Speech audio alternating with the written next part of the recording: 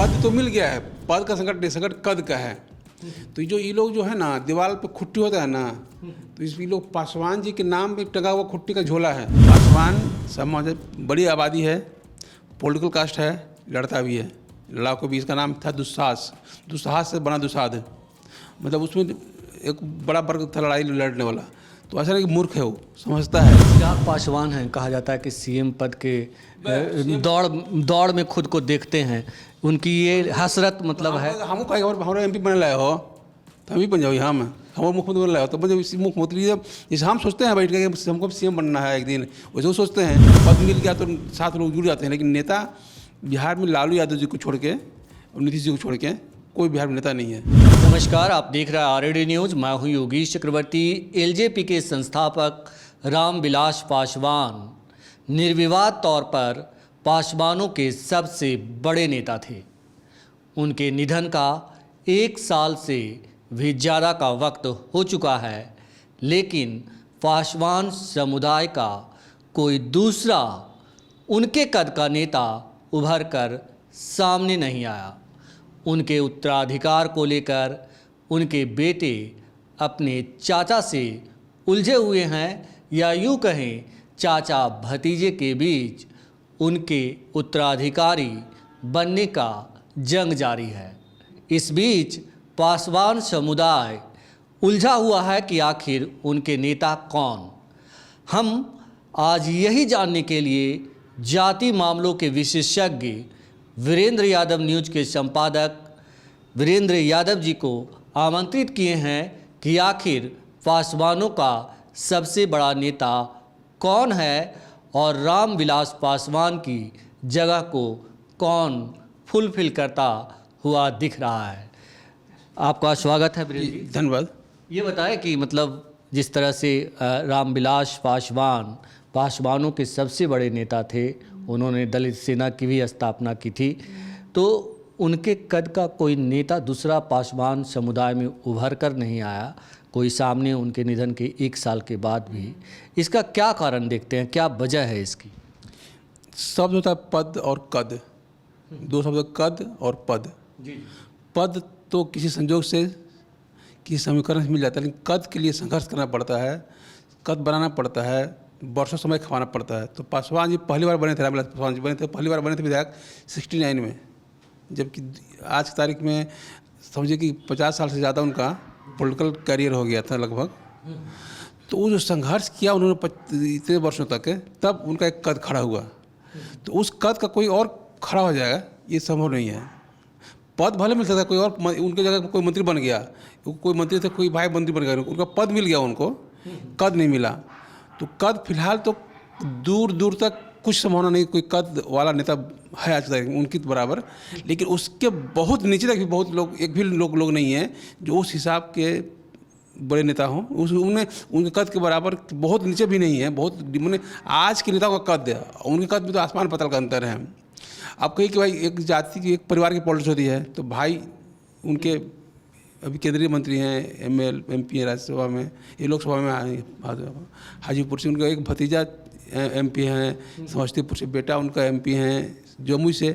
तो जो 3 सदस्य उनके आज लोकसभा में हैं, उनके एक ही परिवार के 3 सदस्य हैं। तो स्वाभाविक है कि लड़ाई तो होगी ही, सत्ता की, कुर्सी की, अधिकार की। इस मामले में तो लीड ले चुके हैं। या मेरा छोटा भाई जो है पशुपति पारस की, कम से कम उनकी जगह खाली हुई तो उनके भाई को पशुपति जी को पारस को बना दिया, पद की मंत्री बना दिया गया। तो उस जगह को भर दिया उन्होंने, उस जो वैकम खाली हुआ था वो भर दिया उन्होंने। लेकिन जो समाज में जो गैप खड़ा हुआ है वो भरना फिलहाल आज हमें नहीं लगता है कि कोई उतना भर पाएगा। हालांकि कई लोग नाम ले सकते हैं जो पासवान की नेता की तारीख में आ जाएंगे। जैसे मान लीजिए कि संजय पासवान केंद्रीय मंत्री रह चुके हैं, MLC भी हैं, पार्टी भाजपा के नेता भी हैं, एक भाजपा के ललन पासवान विधायक भी हैं, इनके खुद का अपने भाई भतीजा बेटा पॉलिटिक्स में है। तो हैं तो बहुत लोग, तो कोशिश तो बहुत लोग कर रहे हैं, लेकिन उस जगह को भरते हुए कोई नहीं देख रहा है।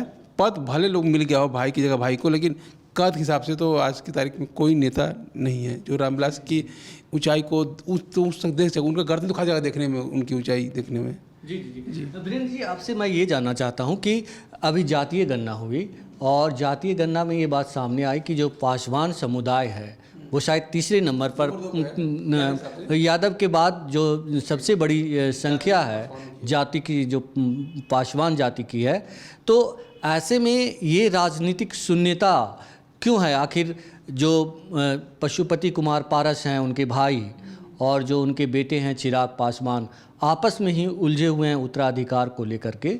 तो ये लड़ाई भी क्या जो है इन दोनों का डाउनफॉल हो रहा है, और इस लड़ाई की भी वजह से उनके जो रामविलास पासवान का कद और पद की बात आपने की, वहाँ तक पहुँचने में इन लोग का बाधक है? नहीं, देखिए, पद तो मिल गया है, पद का संकट नहीं, संकट कद का है। तो जो ये लोग जो है ना, दीवार पे खुट्टी होता है ना, तो इस ये लोग पासवान जी के नाम पे टंगा हुआ खुट्टी का झोला है। जब तक ताकत झोला में तब तक चल रहा है, तो कभी टपक जाएंगे, कोई भरोसा नहीं है कब इनकी पॉलिटिक्स खत्म हो जाएगी। तो ये लोग तो पिता या भाई के नाम की खुट्टी में टंगे हुए झोला हैं, जो सत्ता के आज की सरकार से जुड़े हुए हैं, इसीलिए चल रहा है। जहाँ तक बात है कि पद और कद की, क्या पूछ रहे थे दोबारा? जी, यही मैं जानना चाह रहा था कि आखिर क्या वजह है कि ये मतलब चिराग पासवान और पशुपति कुमार पारस रामविलास पासवान के जगह को फुलफिल करने में नाकाम रहे? अभी जो जनगणना आई है बिहार में, जनगणना ही कही है उसको, सर्वे कुछ नहीं था, जाति गिनी गई है, कौन जाति कितने सदस्य थे। तो जो जाति बिहार की जाति जनगणना हुई है स्टेट लेवल पे, उसमें आज पासवान नंबर 2 की जाति है, नंबर ऑफ मेंबर्स। तो बड़ा क्षेत्र एरिया वोटरों का, ये ऐसी जाति जो हर जगह मिल जाएगी आपको। कुछ जातियों की बसावट अलग अलग है, लेकिन कुछ जाति ऐसी जो आपको बिहार के हर कोने में मिल जाएगा आपको। तो हर जगह लोग, इसकी संख्या है, हर गांव में वोट 5 को 10 वोट मिल जाएगा, 2 घर मिल जाएगा आपको। तो बड़ा वोट है। रामविलास पासवान जो कि वर्षों तक संघर्ष किए थे, तो उनके नाम से हर कोई परिचित था, उनके काम से परिचित थे लोग। तो एक उनका इस कारण लंबा कार्यकाल की वजह से एक उनका वोट बैंक बन गया। लोगों को लगा हमारे नेता पासवान जी ही हैं। जब वो मर गए, उनके बाद उनके पुत्र हैं, तो अभी जो चुनाव हुआ था, पिछली बार चुनाव हुआ, 20 का चुनाव विधानसभा का हुआ, पासवान जी तत्काल उसी समय देहांत उनका हुआ था। फिर बेटा को उसका लाभ मिला कि पासवान जी का पुत्र, लेकिन वो अब लाभ अगला चुनाव में मिलेगा कि पासवान जी का पुत्र रामविलास के चिराग पासवान, तो वोट पासवान को उनको मिलेगा, ऐसा नहीं है। अब अन्य जातियों की तरह जैसे और तो वोट बिखरता है, वोट बिखर जाएगा। अब दोनों में उसको उत्तराधिकारी कोई नहीं है, यानी कोई वोट समेटने की ताकत रखते हैं। या तो भूमिहार पासवान वोटर है, अब अपने हिसाब से डील करेगा कि अपने लोकल समीकरण क्या बन रहा है, हमारा गांव का समीकरण क्या है, उसको अब हमारा नेता कौन है इसकी पॉलिटिक्स नहीं करना है उसको। अब पॉलिटिक्स करना है कि लोकल लेवल पे हमें कहाँ से लाभ मिल रहा है। तो उस लेवल लोग जब हमारे वोटर का सोच अगर लोकल लेवल पे हो जाएगा, तो लीडरशिप कहाँ खड़ा होगा बड़ा। जी, लोकल लेवल पे आप कह रहे हैं कि पासवान समुदाय सोचेगा, लेकिन क्या रामविलास पासवान की जगह चिराग पासवान लेने में नाकाम रहे हैं, और इस नाकामी की वजह आप क्या ढूंढते हैं? 2 वजह है। रामविलास की सामाजिक पृष्ठभूमि थी, वो एकदम गरीब परिवार से निकल के आए थे, पर स्कूलों में कॉलेजों में जाति प्रताड़ना के शिकार भी हुए होंगे। तो जो उनका संघर्ष था अलग तरह का था। फिर इसके लिए इसी वजह से लोग, उनको जुड़ाव बहुत लोगों से था। उस वर्षों से गांव को घूमते रहे, लोगों से मिलते रहे, किसी के यहाँ जाते रहे, खाते रहे, बैठते रहे। तो उनका जो संपर्क था लोगों से, उसका उनका एक आधार बना हुआ था। ऐसा आधार कुछ नहीं है इनका। ये तो रामविलास के पासवान के बेटे हैं, इसलिए नेता बन गए या MP बन गए। अब जो सत्ता का मलाई चाहने वाला जो जाति है, समाज है, जो सत्ता के रामविलास के पुत्र थे, तो सत्ता के एक समानांतर सत्ता, बाप की जगह कुछ तो फायदा इनको मिल ही रहा होगा। तो उसको उस सत्ता का दुरुपयोग का जो लाभ लोग उठा रहे थे, वो इनके साथ जुड़े हुए हैं। न तो कोई हरिजन है, न कोई बैकवर्ड है, न कोई चले, उसके कौन है तो राजपूत है, भूमिहार ब्राह्मण है। तो जिस जाति की आप नेतृत्व करने की बात कर रहे हैं और जो आप घूम रहा है, दोनों पूरा कंट्रास्ट है। तो कहाँ से आप नेता बन पाइएगा? आप तो जो सोचे समझाएगा व्यक्ति, जो भूमिहार आपको चमार के बारे में समझिएगा, क्योंकि आप तो उससे मिल नहीं रहे हैं। तो जो उस समाज की जिसकी आप नेतृत्व की बात करते हैं, उसकी फीलिंग क्या है, उसका सेंटिमेंट क्या है, वो चीज़ों को देखता कैसे है, वो किन समस्याओं का सामना करना पड़ा, वो जान ही नहीं पा रहे हैं। तो कब तक उसकी बात कीजिए? और नेता के साथ वोटर का सबसे बड़ा जो खूबी होती है ना, जो उसकी भाषा में बात करता है, उसका होता है। और चिराग पासवान उसकी भाषा को समझ पा रहे हैं, ना बोल पा रहे हैं, इसलिए कोई संभावना नहीं उनके लिए। लेकिन ये तो आप कह रहे हैं, क्या पासवान समुदाय इन चीज़ों को समझ रहा है? जिसको आप कह रहे हैं कि ये तो रहते हैं मतलब सवर्ण जाति के साथ, लोगों के साथ उठना बैठना, खाना पीना और उन्हीं के बताए जो है रास्ते पर चलना, क्या पासवान समुदाय इस बात को समझ रहा है मैं ये जानना। बिल्कुल समझ रहे हो। पासवान समाज बड़ी आबादी है, पॉलिटिकल कास्ट है, लड़ता भी है। लड़ाकू भी, इसका नाम था दुस्साहस, दुस्साहस से बना दुसाध, मतलब उसमें एक बड़ा वर्ग था लड़ाई लड़ने वाला। तो ऐसा नहीं कि मूर्ख है, वो समझता है। लेकिन चूंकि तत्काल 2020 में जो तका दिखे थे चिराग पासवान का कि पूरा का पूरा वोट मिल गया उस पासवानों का, इसलिए कि तत्काल रामविलास का ध्यान हुआ था, तो सेंटिमेंट का वोट था। अब 3 साल बीत गया, तो अभी साल भर पे आगे चुनाव आते आते, तब तक चिराग पासवान को भूल जाएगा। बस चिराग पासवान रामविलास के बेटा थे, उनकी इतनी पहचान रह जाएगी। और रामविलास जी के बेटा होने के कारण ही लोग याद रखेंगे उनका बेटा, लेकिन वोट देंगे इसका कोई आधार नहीं है हमारे हिसाब से। मतलब कि चिराग पासवान जो है सचमुच में पासवान समुदाय का प्रतिनिधित्व नहीं करते हैं, और पासवान समुदाय जो बिहार में टेक्निकली भाषा में कहे तो दूसरे नंबर पे पासवान जाति हैं, लेकिन राजनीतिक शून्यता है। कोई ऐसा नेता नहीं है जो इनको नेतृत्व दे सके।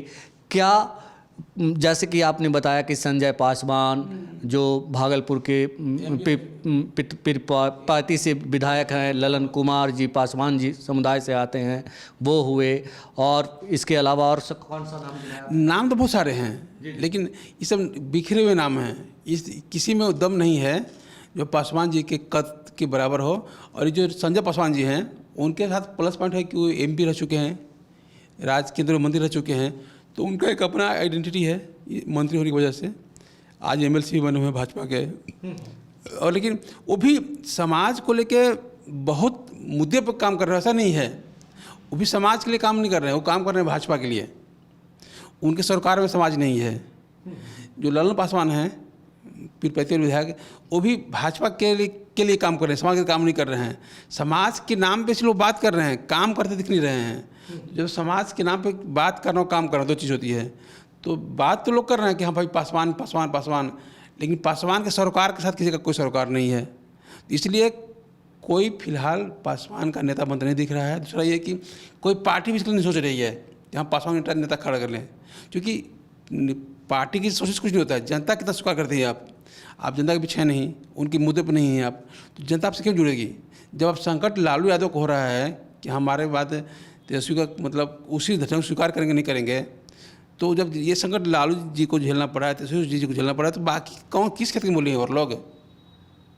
मेरा ये कहना है कि जब तक तो जो ये राजनीतिक शून्यता है पासवान समुदाय के बीच, नेतृत्व की शून्यता है, तो इसकी भरपाई कैसे होगी? और इसके लिए आप क्या कहेंगे कि मतलब इसकी भरपाई कैसे की जाए? भरपाई के तो भाई एक ही लड़ाई संघर्ष ना, संघर्ष। पद मिलता है संजोग से, कद मिलता है संघर्ष से। तो जो संघर्ष करेगा, जो उस समाज की बात करेगा।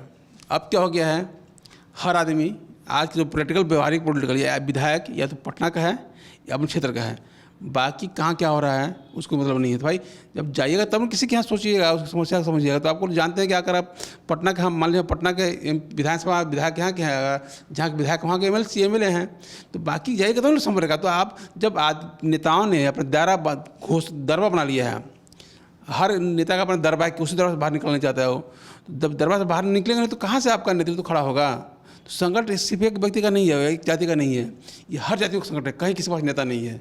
अब जाति पद मिल गया तो 7 लोग जुड़ जाते हैं, लेकिन नेता बिहार में लालू यादव जी को छोड़ के और नीतीश जी को छोड़ के कोई बिहार में नेता नहीं है।